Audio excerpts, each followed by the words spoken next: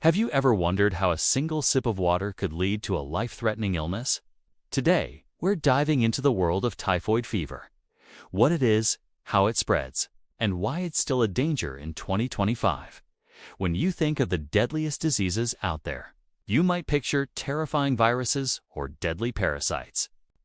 But believe it or not, one of the biggest threats is actually a bacteria that has been around for centuries. And it's simple, yet deadly. We're talking about typhoid fever. But what exactly is typhoid fever, and how does it fare in 2025? Let's dive into it. Typhoid fever is a life-threatening illness caused by the bacteria Salmonella Typhi. This microorganism has a knack for targeting your intestines and bloodstream, turning everyday life into a battle for survival. Imagine this. You've just enjoyed a delicious bowl of noodles, only to find yourself battling a high fever, feeling drained of energy, doubled over in pain. Trying to make sense of why your head feels like it's about to explode. And as if that isn't enough, you notice a faint rash spreading across your skin. This isn't just a bad case of food poisoning. It's typhoid fever making its presence known. Left untreated, this relentless bacteria can cause internal bleeding and, if ignored, can even lead to death. That's why it's crucial to recognize the signs and seek help fast. Now let's talk about how this microscopic menace spreads. We all love sharing food, especially when it's finger food. But if you're not careful, you could be sharing more than just good times. Typhoid spreads through the fecal-oral route. So when an infected person does unwash their hands properly after using the restroom and then prepares or serves food, they can unknowingly pass the bacteria to others. In regions where sanitation isn't top-notch, this becomes a bigger risk. Think about those busy street food vendors or restaurants that don't follow proper hygiene practices. It's a scary thought, but it happens. Typhoid bacteria can also contaminate water sources, turning a refreshing drink into a health hazard.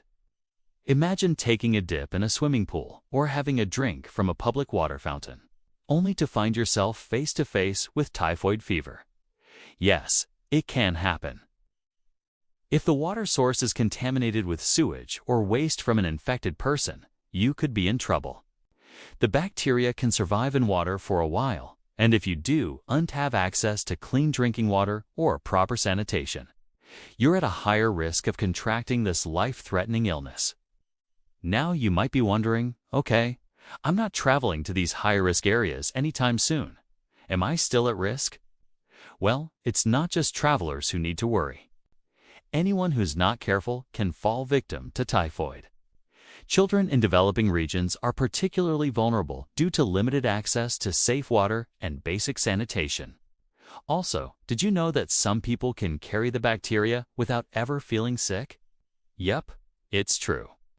These individuals, often referred to as healthy carriers, can unknowingly spread the disease through their daily activities, making typhoid a silent threat in our communities. The worst part? Typhoid is on the rise. In recent years, we've seen a surge in cases worldwide, and the numbers are alarming. According to the World Health Organization, WHO, typhoid fever affects up to 12 million people each year. That's a staggering number and a serious cause for concern. But here's some good news. Typhoid fever can be prevented and treated. Antibiotics are usually effective against the bacteria, but there's a catch. Antibiotic-resistant strains are becoming more common. That means the bacteria is evolving and becoming harder to treat. So prevention is key. Vaccines can offer protection, but it's essential to get the right ones and stay updated on your shots. And don't forget the basics. Drink clean water, wash your hands thoroughly, especially before meals, and avoid raw or undercooked foods, especially when traveling to high-risk areas. And here's a pro tip. If you've recently returned from a high-risk area and develop a fever lasting more than 3 days, see a doctor right away. Early treatment can make all the difference. We've come a long way in the fight against typhoid, but it's far from over. By understanding how it spreads and taking preventive measures, we can all do our part to keep ourselves and our communities safe. Remember the name Typhoid Mary. She was a cook who unknowingly spread typhoid to dozens of people in the early 1900s. Her story highlights the importance of hygiene and safety in food handling. Even someone who doesn't feel sick can be a carrier and put others at risk. Typhoid fever may seem like a relic of the past, but it's still a global threat. With increasing travel, drug resistance, and challenges to sanitation, awareness is more important than ever. Stay informed, stay aware, and stay safe. Thanks for watching, and let's work together to prevent and treat typhoid fever. Don't forget to like, share, and comment. Your support helps spread awareness and saves lives. Together, we can make a difference.